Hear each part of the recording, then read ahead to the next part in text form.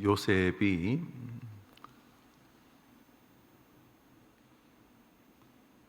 애굽의 술 맡은 관원장의 꿈을 잘 해석해 주면서 당신이 복직이 될 때에 나를 기억해 달라고 간곡하게 부탁을 합니다. 그리고 몇 날이 안 되어서 요셉이 말한 대로 술 맡은 관원장이 애굽의 임금의 총애를 다시 받아 복직하게 되었습니다. 복직을 하면은 참 고맙다, 감사하다 그러면서 기억해 줄 만도 한데, 이 관원장이 복직이 되면서 감옥에서 같이 약속했던 요셉을 잊었다고 성경이 말을 합니다. 기억하지 못했다 이렇게 말합니다. 창세기 42장은 그로부터 만 2년이 지났다고 하니까 오랜 세월이 흐른 거죠. 밖에서 하루 이틀이야 어떨지 모르겠습니다만 철장 속에서 2년이라는 시간은 무척이나 더 힘들었을 것입니다. 오늘 기별이 올까, 내일 기별이 올까 그러면서 요셉은 감옥살이를 계속하고 있었습니다. 만 2년이 지나자 그 잊었던 사람 말입니다. 그 은혜를 기억지 못하는 사람, 기억지 못했다 이렇게 볼 수 있는데 두 가지 의미가 있을 수 있어요. 정말 복직됐기에 너무 좋다 보니까 그저 감옥에 있었던 것을 그냥 순식간에 막 정말로 탁월한 기억의 상실에 하나님이 개입해 주셔서 정말 순식간에 잊어버릴 수도 있습니다. 그러나 두 번째로 의지적 잊음이 있을 수 있습니다. 복직이 되었을 때에 우선 자신이 감옥에 갇혔다는 이야기를 가급적이면 하고 싶지 않고, 더군다나 감옥에서 있었던 이야기들을 어설프게 했다가는 그 히브리 애굽 사람도 아니고 히브리 그 어린 종에게 또 이상하게 기대었는 것처럼 보이기도 하고, 또 애굽 사람들에게 히브리 사람들은 그 좀 이렇게 부족한 사람으로 생각하고 있었는데, 감옥에서 그 부실한 인간에게 도움을 받을 만큼 허접한 시절을 보내었다, 이런 자신의 과거가 자랑스럽지 않아서 의지를 다해서 잊었을 수도 있지 않겠습니까? 어느 쪽이 되었던 이 임금의 곁에 다시 복직된 애굽의 관원장은 요셉을 기억하지 않았습니다. 그런데 하나님은 여전히 요셉을 기억하고 계셨던 것이죠. 그래서 요셉을 높이 세우시기 위해서 바로 임금의 꿈에 개입을 하셨습니다. 바로가 어느 날 잠을 자는데 너무나 생생한 꿈을 꿉니다. 그저 바짝 마른 소와 건강한 소들이 서로 이렇게 먹고 잡아먹고 그러면서 벌어지는 꿈 이야기입니다. 여러분이 41장을 잘 읽어보시면 또 잘 읽어보셔서 잘 아시겠습니다만, 그런데 꿈이 너무나 생생해서 게림직합니다. 그래서 그 나라에 용하다는 사람을 다 불렀는데 속 시원하게 그 의미를 자신에게 설명해 주는 자가 없었습니다. 그때 임금이 근심하는 것을 보고 이 술 맡은 관원장이 말합니다. 아이고 임금님, 제 죄를 용서해 주십시오 이렇게 시작하죠. 우리 9절부터 13절까지 읽겠습니다. 9절부터 13절까지 시작. 술 맡은 관원장이 바로에게 말하여 이르되 오늘 죄를 기억하나이다. 바로께서 종들에게 놓아사 나와 떡 굽는 관원장을 친히 대장의 집에 가두셨을 때에 나와 그가 하룻밤 꿈을 꾼즉 각기 뜻이 있는 꿈이라. 그곳에 친히 대장의 종된 히브리 청년이 우리와 함께 있기로 우리가 그에게 말하매 그가 우리의 꿈을 풀되 그 꿈대로 각 사람에게 해석하더니 그 해석한 대로 되어 나는 복직되고 그는 매달렸나이다. 여기 내가 오늘 내 죄를 기억하나이다 이렇게 9절에 말을 하는데, 그것은 이제 과거에 자기가 뭐 잘못해서 그 떡 맡은 관원장과 감옥에 갇혔던 죄를 말하는 것일 수도 있지만은 그 2년 동안이나 자신에게 은혜를 끼치고 간곡하게 장관님, 저는 정말 여기 감옥에 갇힐 이유가 없는데 너무너무 이렇게 억울합니다. 꼭 복직되었을 때에 저를 꼭 기억해 주십시오. 막 이렇게 말을 했던 것을 막 잊고 있었던 것, 아니면 일부러 잊으려고 했던 것을 뭐 반성하는 것인지는 모르겠습니다만, 임금님 저의 죄를 용서해 주십시오 하고 9절에 그렇게 말을 하지 않습니까? 오늘 아침에 본문을 가만히 보면서 우리에게 주시는 아주 중요한 생각 중에 하나가 사람이라고 하는 존재입니다. 어제에 이어서 생각하게 되는 주제인데, 우리가 제일 많이 만나는 피조물은 사람입니다. 물론 뭐 고양이나 개하고도 일정한 시간을 보내시긴 하겠습니다만 대부분의 삶이 사람과의 관계 속에서 이루어집니다. 우선 태어날 때 사람을 통해서 태어나죠. 사람을 이용해서 태어납니다. 이용이란 말이 합당한지 모르겠습니다만 태어난 사람 입장에서는 부모 통해서 자신이 태어나는 거죠. 또 사람을 통해서 생명이 보존됩니다. 송아지는 말이죠, 제 기억이 맞다면 1시간 남짓에서 일어나서 지 애미 젖도 빨고 서기도 하고 좀 지나면 불쩍불쩍 뛰기도 합니다. 근데 우리 인간은 말이죠, 글쎄요, 몇 살까지 손이 가야 될까요? 태어나자마자 30분 뒤부터 자기 혼자 살 수 있을까요? 제가 볼 때 사람은 생물학적으로도 수년 동안 누가 도와주지 않으면은 존재하지를 못하겠죠. 예. 사람이 살아 있다는 건 누군가의 희생이 내 곁에 있었다 이런 뜻이니까 사람은 참 살아 있는 것 자체를 겸손하게 여겨야 됩니다. 우리 가운데 누구도 자기가 잘나서 존재하는 사람이 없기 때문입니다. 여튼간에 사람은 굉장히 중요한 존재임에 틀림이 없습니다만, 동시에 사람은 늘 불안정한 신뢰의 대상인 것 역시 부정할 수 없습니다. 요셉이 기대하고 있었겠지만 기대는 한 달이 가고 2달이 가고 6달, 10달이 가면서 다 사라졌을 것입니다. 해가 바뀌고 또다시 봄이 오고 가을이 오고 겨울이 와도 여전히 그 술 맡은 관원장으로부터 아무런 소식이 없었습니다. 그러나 크게 걱정 안 해도 됩니다. 왜냐하면 하나님은 여전히 우리를 지켜보고 계시기 때문입니다. 사람에게 은혜를 베풀었습니다. 그 술 맡은 관원장에게. 그러나 잊었습니다. 그런데 하나님께서 술 맡은 관원장이 아니라 임금의 꿈에 개입하여 당신을 드러내셨습니다. 그러니까 다시 술 맡은 관원장이 번민하는 임금을 보면서 요셉의 이야기를 말하지 않을 수가 없었던 것입니다.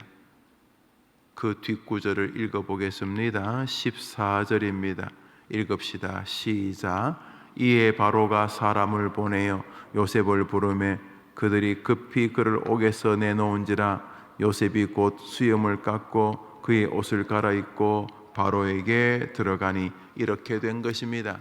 여기 또 중요한 것은 그럼에도 불구하고 은혜를 잊었던 술 맡은 관원장이지만 요셉의 꿈에 하나님이 개입하심으로 결국은 요셉이 술 맡은 관원장을 통해서 임금 바로에게 서게 되었다는 역시 부정할 수 없는 일 아닙니까? 그러면서 요셉의 삶은 사람을 대할 때에 신실했다는 것을 볼 수가 있고, 그 사람을 대하는 신실함이 지금은 당장 이득이 안 되는 것처럼 보여도 결국은 하나님이 일하시는 통로가 된다는 것입니다. 그러므로 기독교인은 신자 내지는 혹은 불신자에게까지 기본적으로 그리스도인다운 덕목들, 믿음과 소망과 사랑과 인내와 섬김과 같은 자세로 사람을 대해야 한다는 사실과, 그런 사람들에게 여전히 하나님이 은총의 기회를 더하신다는 것을 보게 됩니다. 이것은 지난 아침에 잠시 상고했던 주제입니다. 동시에 이 요셉은 사람만을 그렇게 대하는 것이 아닙니다.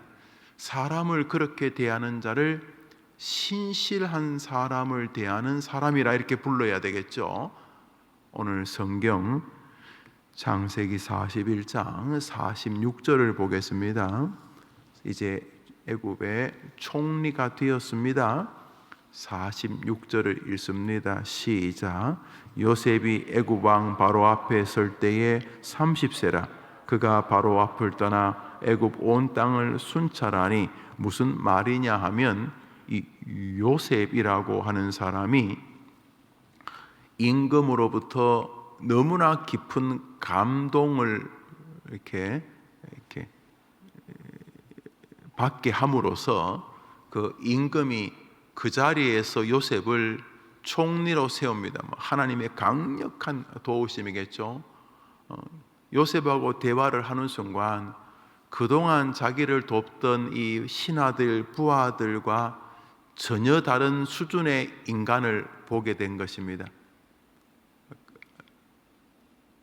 지금은 돌아가셨습니다만 삼성의 이건희 회장이 산하 기업체 사장들이 외국에 출장을 나갔다가 어느 대학이나 어느 유수한 연구소에서 특출한 영향력, 능력을 발휘하는 인재가 있다면 본사에 여기 MIT에 이번에 학사 이제 겨우 이제 대학을 졸업하는 아이이긴 한데, 이 아이가 어떤 분야에 글을 하나 썼는데 그 글이 아주 중요한 과학 잡지에 실렸는데, 우리 회사가 연구하고 있는 분야에 도움이 될 수 있는 연구 같습니다. 이렇게 말하면은 출장 기간을 다시 2주, 3주 연장해 주는 법을 자체에서 가지고 있었답니다. 인재가 있다면 그가 독일 사람이든 프랑스 사람이든 이탈리아 사람이든 사우디아라비아 사람이든 거기 특출한 인물, 우리 회사에 도움이 되는 인물이라면 다른 직원의 연봉의 100배, 그러니까 다른 사람이 100년 받을 수 있는 연봉을 주고도 데려오라 라고 이건희 회장이 산하 많겠죠. 삼성 밑에 무슨 회사들이 많지 않겠습니까? 그 회사의 사장단, 부사장단 이런 사람들에게 정례적으로 지시를 했다 하는 글을 읽은 적이 있습니다.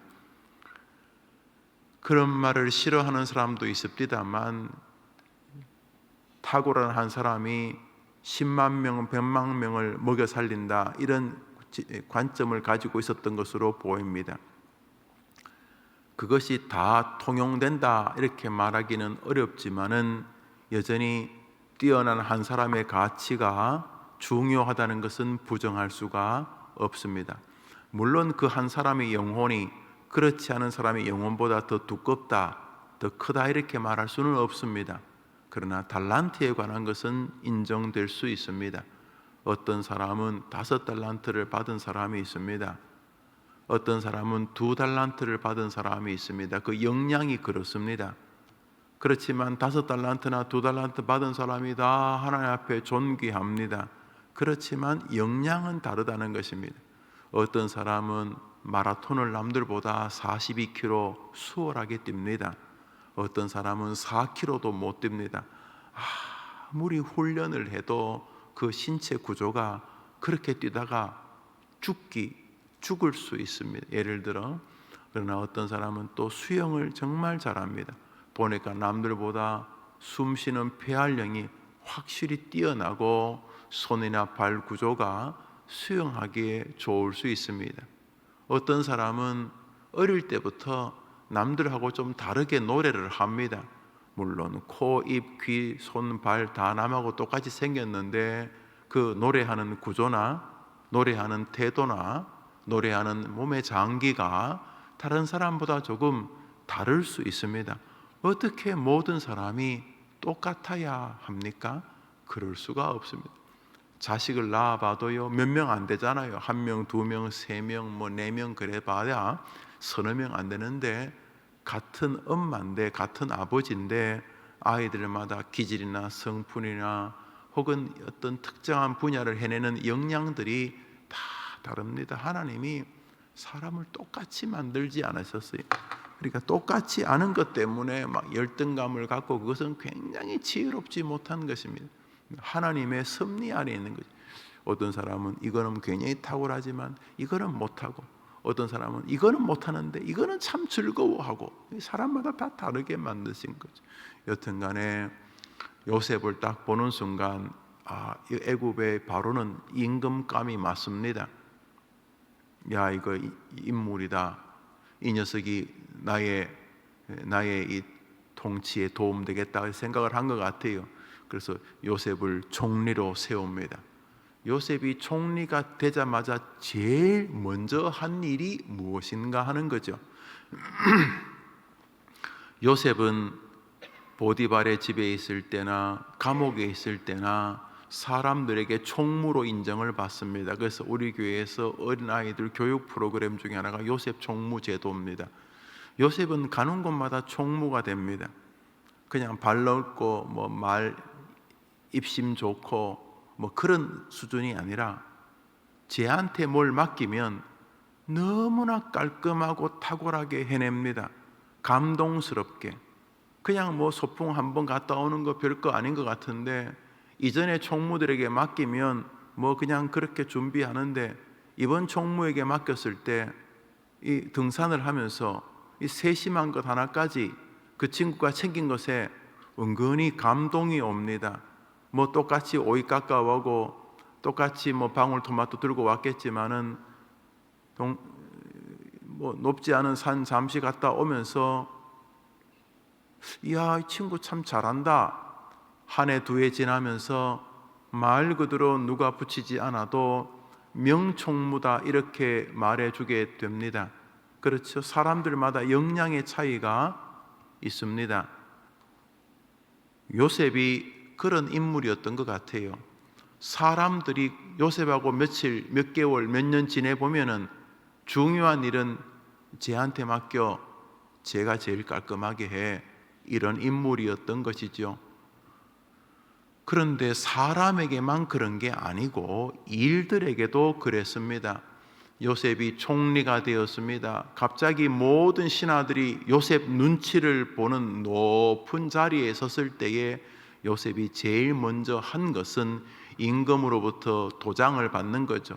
임금이 끼고 있던 반지가 임명장입니다. 임명장. 이제부터 총리가 요셉이다. 요셉이 도장 찍으면 내가 찍은 거다, 이런 뜻이죠. 요셉이 총리가 돼서 제일 먼저 한 것이 밖으로 나가 그가 통치할 땅을 순찰하는 것이었다, 이렇게 말하고 있습니다. 맨날 놀러 다니고 그러지 않고, 그는 자신에게 사역이 돌아오자 그는 신실한 사람이었다, 이런 이야기입니다. 하나님께서 도우시는 것은 하나님의 몫입니다. 우리가 그것을 이래라 저래라 할 수는 없습니다. 그러나 우리가 사람이나 사물을 대할 때에 우리가 신실한가, 부지런한가, 진실한가, 최선을 다하는가 하는 것은 하나님에게 뒤집어 씌울 수 있는 문제가 아닙니다. 요셉이 총리가 되었을 때 제일 먼저 한 일은 온 땅을 순찰하게 하는 일이었다, 이런 뜻입니다.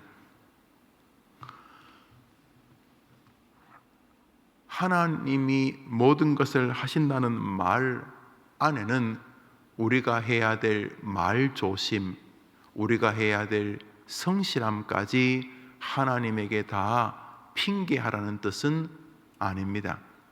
기억하십니까? 게으른 자여, 개미에게로 가서 그 하는 것을 보고 지혜를 얻으라. 개미는 가장 작은 미물입니다. 우리가 게으르다면 그것은 개미보다도 못한 수준이다, 이런 뜻이 되는 것입니다. 사람을 대할 때 게으름으로 인해서 소홀히 대하지는 않습니까? 그리고는 하나님이 다 해주실 거야, 이렇게 말입니다. 내게 맡겨진 일들이 있습니다. 교사라면 학생들과의 관계가 일이 될 것입니다. 찬양 대원이라면 찬양하는 것과 준비하는 것, 그 과정과 마음의 자세에 성실함의 영역이 존재할 것입니다. 직장이나 사업을 하면 마찬가지일 것입니다. 아이를 기르는 육아도 마찬가지일 것입니다. 목사는 목회를 하거나 말씀을 준비하는 일이나 사역도 마찬가지일 것입니다. 이에 최종적으로 하시는 분은 하나님이십니다. 맞습니다. 그러나 신실하게 우리에게 맡겨진 일을 다하여서 내 기분이나 내 마음을 따라 사람을 대하지 아니하고 오늘도 이 사람과의 만남에 하나님이 뜻이 계시다는 마음을 가지고 진지하고 신실한 마음으로 사람을 대하는 것은 우리의 몫입니다. 비판하지 말라. 너가 비판하는 그 비판으로 너가 비판을 받을 것이요, 사람들을 만나면 칭찬하는 것보다 비판하는 게 우리에게 맞습니다. 에덴 동산에서부터 시작된 이 죄의 DNA는 같은 사건을 놓고 칭찬하는 쪽으로 우리의 영혼이 뻗어가지 않고 비난하는 쪽으로 뻗어갑니다. 실험을 해봤다고 합니다. 칭찬하는 것은 4대까지 정도밖에 안 간답니다. 야, 그 사람 참 훌륭하지 않아? 아, 진짜 그 집사 너무 좋은 사람이야. 야, 정말 그 사람, 야, 그 목사님 너무 좋지 않아? 한 4사람쯤 이야기하면 그만하고 싶대요. 남 비난하는 것은 8배 간답니다. 그 인가 말이지. 용기와 열심을 내어서 8명에게 그 전수한다. 사람은 남 칭찬하는 것보다 남 비난하는데 훨씬 더 능력이 있습니다. 우리의 본성이 그렇습니다. 그러므로 어떤 일을 신실하게 대하기보다 태만하거나 게으름으로 대할 가능성이 1000배쯤 더 많습니다. 주일학교 반사라고 칩시다. 신실하게 한 해 동안 아이들을 이끌기보다 용두사미처럼 게으러질 가능성이 100배쯤 더 큽니다. 우리의 원래 본성이 그렇습니다. 그런데 요셉은 보디발의 집에서나 심지어 감옥에서조차 감옥의 간수장이 가만히 요셉을 보다가 감옥 전반을 요셉에게 맡겼습니다. 심지어 이 술 맡은 떡 맡은 관원장이 왔을 때 이번에는 그 시위 대장이, 간수장도 아니고 시위 대장이 직접 내려와서 이 장관들을 요셉에게 맡겼습니다. 네가 수종들라고. 요셉은 사람을 대하는 뚜렷한 성도적 자세가 있었습니다. 우리 아이들이 그렇게 되기를 바랍니다.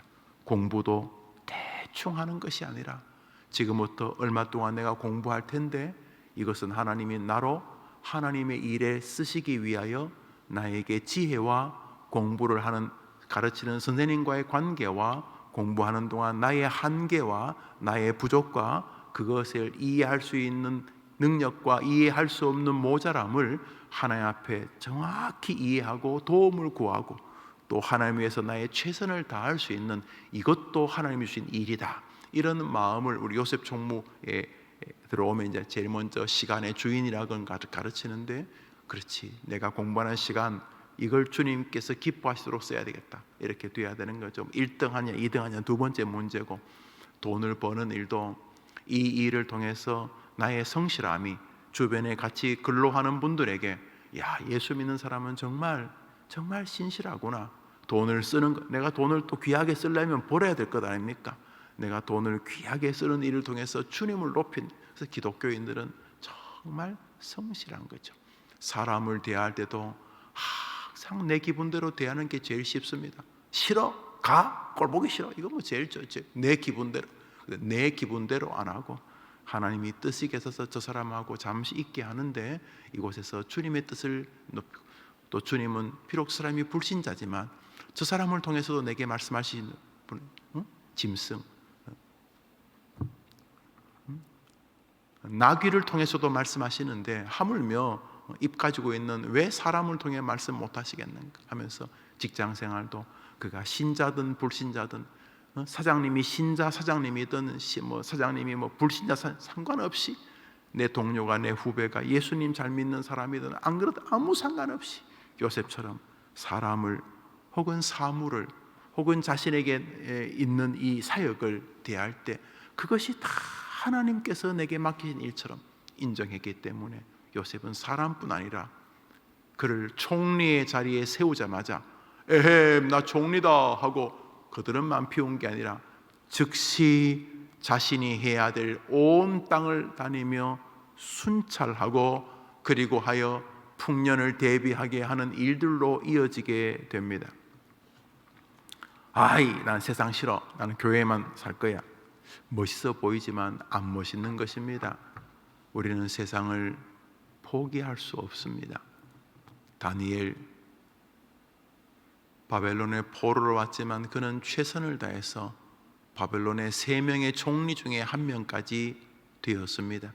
그의 하나냐, 아사랴, 미사엘 3친구 역시 다니엘 시절에 바벨론에서 높은 자리까지 올랐습니다. 그들은 자신의 민족을 멸망시키고 포로가 되게 하시는 하나님의 뜻을 알고 있었던 것입니다. 어떤 면에서 우리는 세상의 포로일 수밖에 없습니다. 시간의 포로고, 질병의 포로고, 인간관계의 포로고, 직장의 포로입니다. 물질의 포로입니다. 우리 가운데 누가 물질에서 자유로울 수 있습니까? 쌀 훔칩니까? 옷 훔칩니까? 애들 등록금은 무조건 때려서서 보냅니까? 우리가 물질에서도 자유롭지 못합니다. 그렇죠? 요셉이 애굽의 포로인 것처럼 맞지요? 다니엘이 바벨론의 포로인 것처럼 맞지요? 우리가 시간의 포로잖아요. 우리가 시간을 내 마음대로 못하잖아요. 아침을 기분 나쁘니까 좀 늦게 땡기고 저녁은 좀 빨리 당기고 할 수 있습니까? 우리가 시간의 포로입니다. 질병도 늙음도 우리가 포로입니다. 내 마음대로 나 늙기 싫어 못하지 않습니까? 그런데 그래서 포기합니까? 우리는 그렇게 안 합니다. 주님의 뜻이 계시다고 믿고 시간 속에서 가장 신실한 하나님의 사람으로 서는 것입니다. 나는 세상 싫으니까 종일 교회에 있을 거야. 좋아 보이지만 주님의 뜻은 아닙니다. 세상에서 열심을 다해 살도록 주님이 교회에서 힘을 주시는 것입니다. 주일날 교회와 예배 시간에 교회와 하나님의 힘을 받아, 그 힘을 받아 세상으로 나가 멋진 이 시대의 요셉과 다니엘이 되기를 주님의 이름으로 축복합니다. 무엇보다 여러분 옆에 있는 사람들이 여러분 때문에 복을 받게 되기를 바랍니다. 결국 술 맡은 관원장이, 애굽의 사람들이, 결국은 이스라엘을 통해 요셉을 통해 복을 받지요. 요셉이 아니었으면 그의 아버지 야곱과 70여 명의 백성들이 애굽의 고센 땅에 와서 200만 명으로 나라의 기틀을 세울 수는 없었습니다. 결국 요셉은 이스라엘의 건국의 아버지라 불려야 될 탁월한 인물입니다. 요셉, 그는 사람과 자신의 사역에 신실한 인물이었습니다. 믿음은 좋다고 하면서 사회생활 게으른 것은 칭찬받을 만한 일이 아닙니다. 우리 학생들은 믿음은 좋다고 하지만 학교 생활이 성실하지 않는 것은 결코 칭찬받을 일이 아닙니다. 오늘 요셉의 사람을 대하는, 요셉이 자신의 직장과 삶을 대하는 태도 속에서 그리스도인의 신실한 모습을 우리에게 요구하시는 주님의 음성을 듣습니다. 설교를 못할 수 있습니다, 목사가. 그러나 신실하게 준비하는 것은 목사의 몫입니다. 나머지는 하나님께서 하시는 것입니다. 자녀를 최고의 자녀로 못 키울 수 있습니다. 그러나 자녀를 기르는 부모로서 최선을 다하는 것은 우리 부모에게 맡기신 것입니다. 이제 몇 시간 후면 방학에서 마친 어머니 기도회가 여기서 열립니다. 어머니, 그 이름 안에는 참 아름다운 의미가 담겨 있지 않습니까? 어머니 기도회가 뭡니까? 열심으로 아이를 돌보지만 그것만으로 안 된다는 것을 인정하기 때문에 하나님이여 잠시 맡기신 이 아이를 도와주시옵소서. 주님이 내게 주신 가장 멋진 숙제요, 사실은 굉장히 힘든 숙제인 우리의 아이들, 그 아이들의 아이들을 주님 도와주옵소서. 왜요? 주님께서 어머니들에게 기도하라고 친히 명령하셨기 때문입니다. 이렇듯 기독교 신자들은 자신에게 주어진 일들 앞에 오늘도 자신의 힘을 다하여 신실한 것입니다.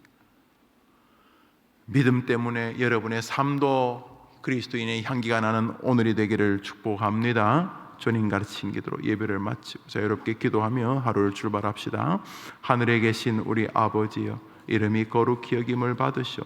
나라 임하옵시며 뜻이 하늘에서 이룬 것 같이 땅에서도 이루어지이다. 오늘날 우리에게 일용할 양식을 주옵시고 우리가 우리에게 죄 지은 자를 사하여 준 것 같이 우리 죄를 사하여 주옵시고 우리를 시험에 들게 하지 마옵시고 다만 악에서 구하옵소서. 되게 나라와 권세와 영광이 아버지께 영원히 있사옵나이다. 아멘. 기도합시다.